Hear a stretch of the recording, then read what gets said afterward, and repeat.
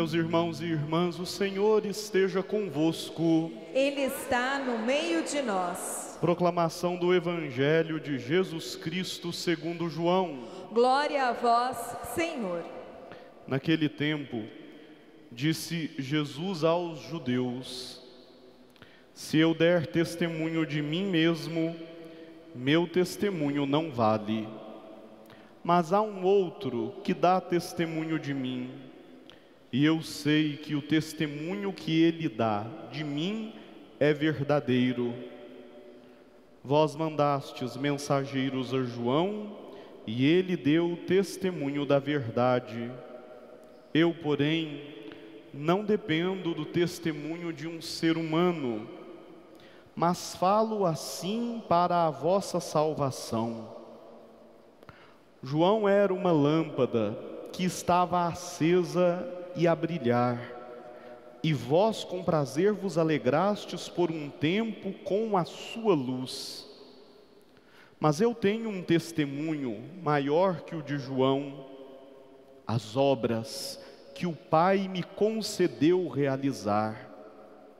As obras que eu faço dão testemunho de mim, mostrando que o Pai me enviou. E também o Pai que me enviou dá testemunho a meu favor. Vós nunca ouviste sua voz, nem viste sua face, e sua palavra não encontrou morada em vós, pois não acreditais naquele que me enviou. Vós examinais as Escrituras, pensando que nelas possuís a vida eterna. No entanto, as Escrituras dão testemunho de mim, mas não quereis vir a mim para ter a vida eterna.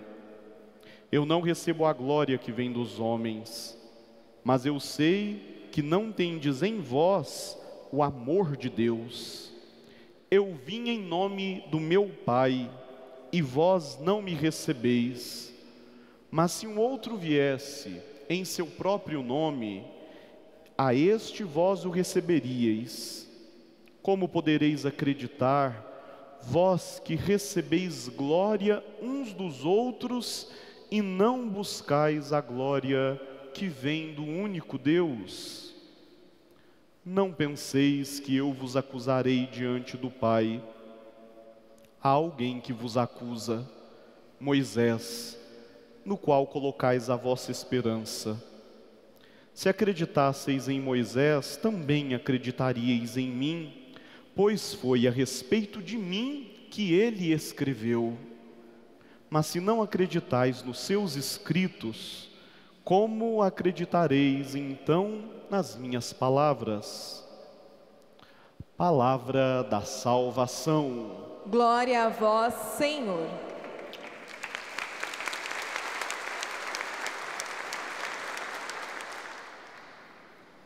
Que as palavras do Santo Evangelho perdoem os nossos pecados. Amém. Meus queridos irmãos e irmãs, o texto do Evangelho de hoje é uma excelente oportunidade para a gente utilizar o mesmo critério que Jesus utilizou nos momentos onde nós nos sentimos injustiçados e precisamos de buscar os nossos critérios de defesa e apresentá-los àqueles que por algum motivo injustamente nos denunciam diante dos muitos contextos da nossa vida. A realidade do texto de hoje, continuação dos textos que estamos ouvindo desde segunda-feira, mostram o contexto das autoridades que acusam a Jesus pelo escândalo causado por ele em função da cura realizada em dia de sábado. E pressionam a Jesus porque ele não deveria ter feito isso. E essa problemática nós vamos encontrá-la por várias vezes em todos os evangelistas, em várias passagens. O fato de Jesus extrapolar essa prescrição judaica, agindo com amor, com misericórdia, curando, libertando, independente desta prescrição que havia na religião dos judeus, da prescrição do sábado, do guardar o sábado. E nesse momento em que Jesus foi duramente criticado, ele se vê em um momento onde há necessidade dele apresentar a sua defesa.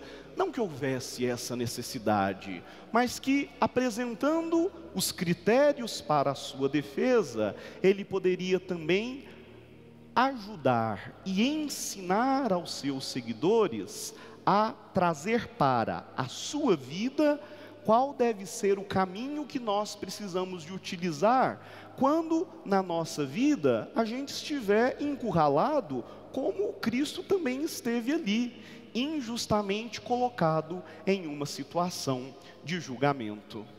Então Jesus, ele olha para aqueles que o delatavam, ele olha para aqueles que o acusavam e diz com toda tranquilidade que ele não precisa de muito esforço para buscar aqueles que o defendam, aqueles que possam mostrar que aquilo que ele fez é algo certo, correto, justo, coerente, porque as obras que ele faz respondem por ele.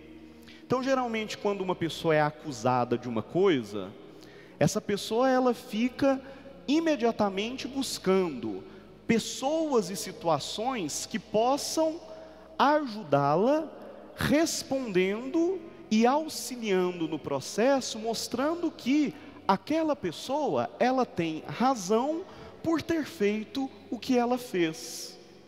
E Jesus demonstra que o homem e a mulher de boa vontade não têm esta necessidade no contexto da fé, se ela permitir que as suas obras respondam por elas. E a grande chave das obras de Jesus, e isso diferencia de tantos outros líderes religiosos da sua época, é que nada ele fez somente por ele, com ele, mas tudo ele fez em profunda sintonia e harmonia e amizade e obediência com o Pai. Tudo ele fez no contexto da Trindade Santa. Então ele podia recorrer às suas obras, porque o mesmo Pai a quem Jesus recorria é o Pai a quem Moisés recorria nos escritos que o povo judeu reverenciava e que aquele grupo de fariseus também julgava obedecer. Então, vocês querem me julgar, mas eu tenho quem aqui nesse momento pode responder por mim, que são as minhas obras, o bem que eu faço, as palavras de libertação que eu apresento, a comunidade que eu reuni ao meu redor, as curas que eu realizei, porque tudo isso que vocês têm a oportunidade de ver, de ouvir, de sentir no coração e perceber, tudo que foi transformado a partir da minha presença, tudo foi realizado em profunda sintonia e obediência com o Pai. E aqui está a chave também para as nossas ações, quando nós somos injustiçados por aquilo que fazemos. Quem que vai depor a nosso favor? Quem que vai estar ao nosso lado para nos defender, quando injustamente nós somos encurralados em situações constrangedoras? Primeiramente precisa de ser as nossas ações, aquilo que nós fazemos. Não adianta os títulos que temos, o nosso histórico familiar, o sobrenome que nós carregamos, os carimbos que temos nos nossos documentos, o lugar onde nós moramos, se as pessoas, a comunidade de fé, e principalmente o coração bondoso de Jesus, não visualizar que as nossas obras respondem pelas opções que nós fizemos. E qual é a principal opção da nossa vida? Deveria ser o seguimento a Jesus Cristo. Por isso que o seguimento a Jesus Cristo não é uma condição normativa de quem recebeu o batismo sobre a cabeça, mas é uma condição que visualizamos também pelas ações que nós assumimos ao longo da nossa vida e ao longo da nossa história. E aqui a gente precisa de tomar um cuidado muito grande para a gente não incorrer em um erro teológico. Porque, ora, se são as nossas boas ações que respondem por nós, se são elas que nos ajudam diante das muitas injustiças que nós somos sujeitos ao longo da nossa vida, uma pessoa desavisada pode dizer assim: muito bem, Padre Danilo, isso significa que basta fazer o bem? Então eu sou uma boa pessoa, eu procuro fazer o bem na minha vida, eu procuro não fazer o mal, não incomodo ninguém, e isso me basta.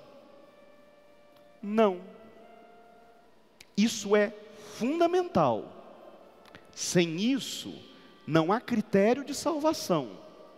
Sem isso, eu não consigo testemunha no mundo e fora dele que possa auxiliar nas injustiças que, vez ou outra, nós estamos sujeitos. Mas eu preciso de entender que as nossas boas obras, elas não têm existência independente. Por que eu faço o bem que eu faço? Por que eu faço a caridade que eu faço? Por que eu fiz a opção de ter um coração bondoso, mãos generosas, casa aberta, mesa sempre disposta a acolher mais um, tempo oferecido, doado, voluntariado, colocado de forma muito bonita nas muitas demandas da nossa sociedade, em nome da fé que eu professo.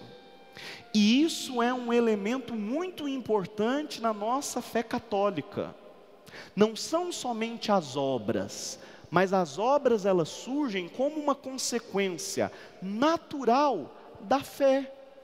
Então Jesus Cristo diz, no contexto do Evangelho de hoje: as minhas obras respondem por mim, mas estas obras nada mais são do que o resultado da intimidade dele com o Pai. Ótimo.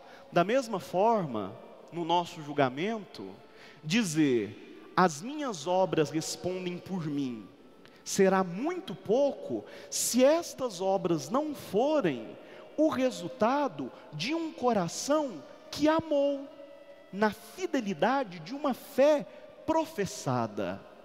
Porque nós queremos fazer o bem, porque Jesus assim nos ensinou.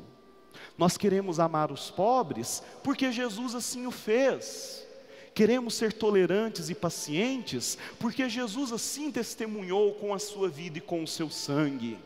Queremos ter uma mesa generosa que acolhe todas as pessoas, porque assim foi a realidade eucarística da vida de Jesus. Assim como é consequência natural de toda semente que é plantada, cuidada, zelada, os frutos no final do processo, as obras da nossa vida são a consequência natural da fé que professamos. Então, obra e fé, elas precisam de caminhar lado a lado. E às vezes nós caímos nesse erro, ou porque nós temos um discurso que valoriza somente as obras, e sem obra a fé é morta. Isso nos diz Santiago. São as obras que levam o pão a quem tem fome, a água a quem tem sede, o amparo a quem tem frio, a catequese a quem não é evangelizado, a acolhida a quem está depressivo, as obras. Mas eu preciso de entender que essas obras, elas são o resultado da minha fé em Jesus. Sabe por quê? Porque senão essa obra pode me levar a um outro pecado. Qual pecado? O mesmo pecado que levou Satanás para o inferno. O da autossuficiência, do orgulho, o do achar que eu sou bom que eu sou poderoso, que as minhas obras elas são esplêndidas e que eu posso fazer muita coisa porque eu sou extremamente habilidoso e competente. Como é bom quando a gente chega naquele momento como São Paulo e nos consideramos servos inúteis, fazemos aquilo que deve ser feito, porque fazemos no seguimento daquele que por primeiro nos amou, Jesus Cristo. Aí é uma fé que vale a pena, porque os dois polos, quando caminham de forma desconectada, se esvaziam, representam uma fé que é surda, que é muda, que é inócua, que não ramifica na história do povo, que não se encarna na realidade das pessoas, que não é bíblica, que não é concreta. Então sim, as nossas obras dão testemunho de nós, mas cuidado, em nome de quem eu faço as obras que eu faço? Em nome de Jesus? Do teu evangelho, da sua cruz, do seu altar generoso, onde todos podem alimentar-se do pão que nos faz igreja e irmãos? Ou eu faço a obra para alimentar o meu ego, a minha vaidade, o meu desejo de ser lembrado, o meu título de coordenador, diretor, voluntário do mês? Essa obra é a mesma que levou Satanás para o inferno,